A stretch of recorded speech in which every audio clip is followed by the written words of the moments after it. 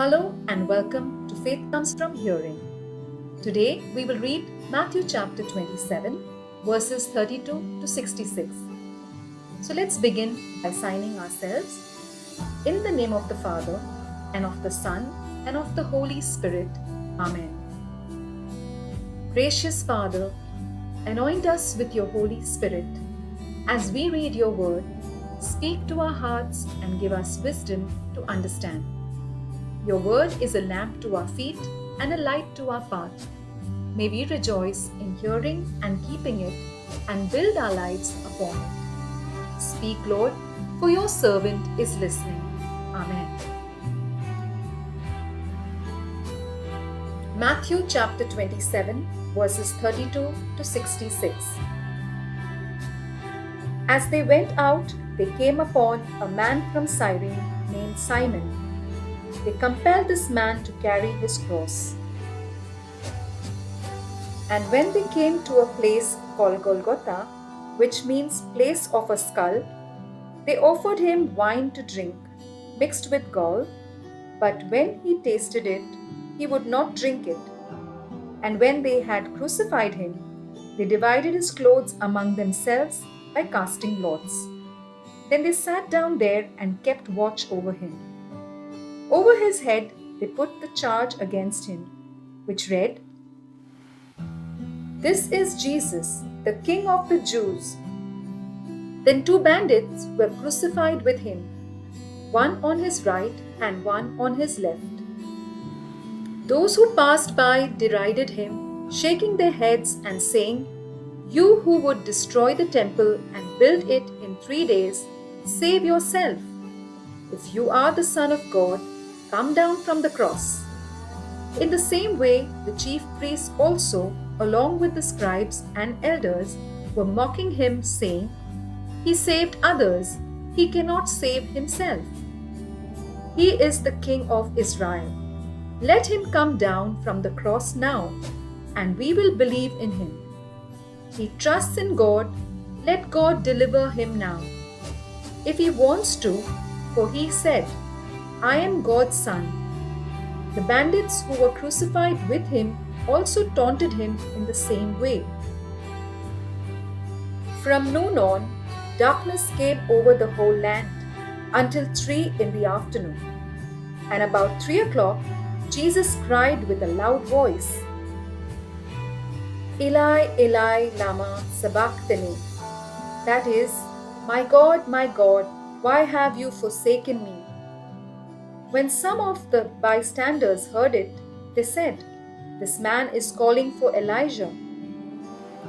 At once one of them ran and got a sponge, filled it with sour wine, put it on a stick, and gave it to him to drink. But the others said, "Wait, let us see whether Elijah will come to save him."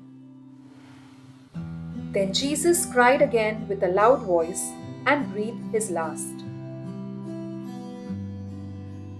At that moment, the curtain of the temple was torn in two, from top to bottom. The earth shook, and the rocks were split.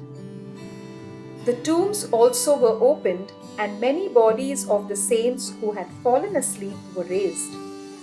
After his resurrection, they came out of the tombs and entered the holy city and appeared to many. Now when the centurion and those with him who were keeping watch over Jesus saw the earthquake and what took place, they were terrified and said, "Truly, this man was God's son." Many women were also there, looking on from a distance. They had followed Jesus from Galilee and had provided for him. Among them were Mary Magdalene, and Mary the mother of James and Joseph, and the mother of the sons of Zebedee. When it was evening, there came a rich man from Arimathea named Joseph, who was also a disciple of Jesus.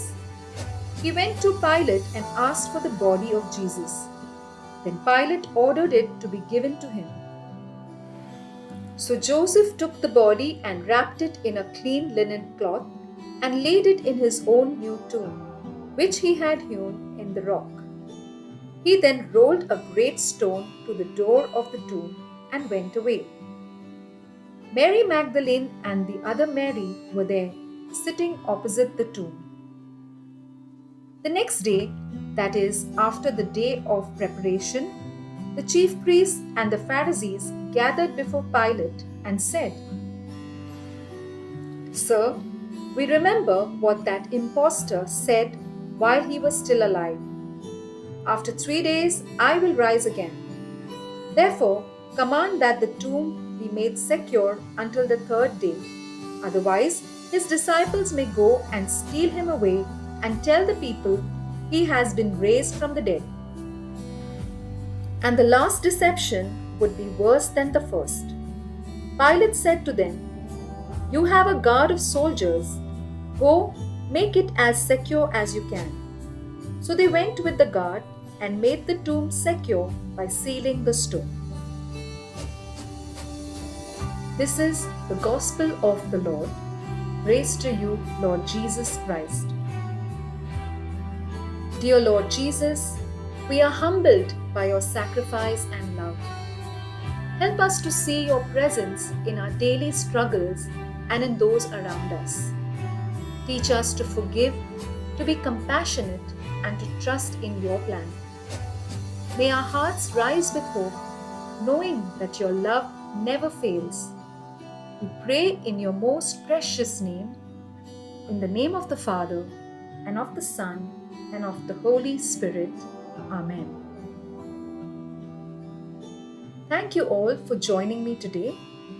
Tomorrow we will read the last chapter of the Gospel of Matthew, that is chapter 28. Let us keep walking together through the Word of God, one chapter at a time. I humbly ask for your prayers and support. Please like, share, and subscribe so you don't miss a single day.